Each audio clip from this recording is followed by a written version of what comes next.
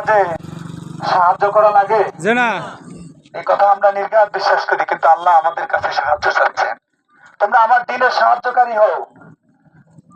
নবীজি মুহাম্মদ রাসূলুল্লাহ সাল্লাল্লাহু আলাইহি সাল্লাম যখন ময়দানে ঝাঁপিয়ে পড়ছেন দিনের জন্য, তারপরে আল্লাহ সাহায্য হচ্ছে। এটা হচ্ছে আল্লাহর নিজাম। আল্লাহ আগে সাহায্য করবে না।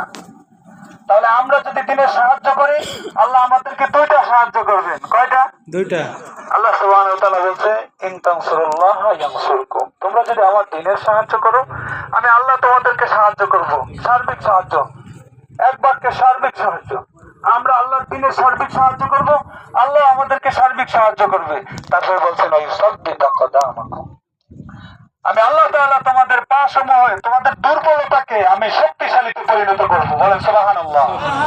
আমাদের এই শক্তিকে প্রতিহত করার মতো শক্তি আল্লাহর আকাশের নিচে জমিনের উপরে আর কারই হবে না, ঠিক না?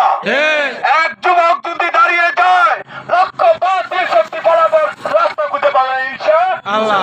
কিন্তু আমাদের থাকতে হবে ঈমান, আর ভয় থাকতে হবে কার? আল্লাহ। আমরা সেই ঈমান নিয়ে আর আল্লাহর ভয় নিয়ে যাতে ময়দানে কাজ করতে পারি, আল্লাহ পাক আমাদের সবাইকে সেই তৌফিক দান করুন। বলেন আমিন। আমিন। ওয়া দাওয়ানা আলহামদুলিল্লাহি রাব্বিল আলামিন। ধন্যবাদ মাওলানা।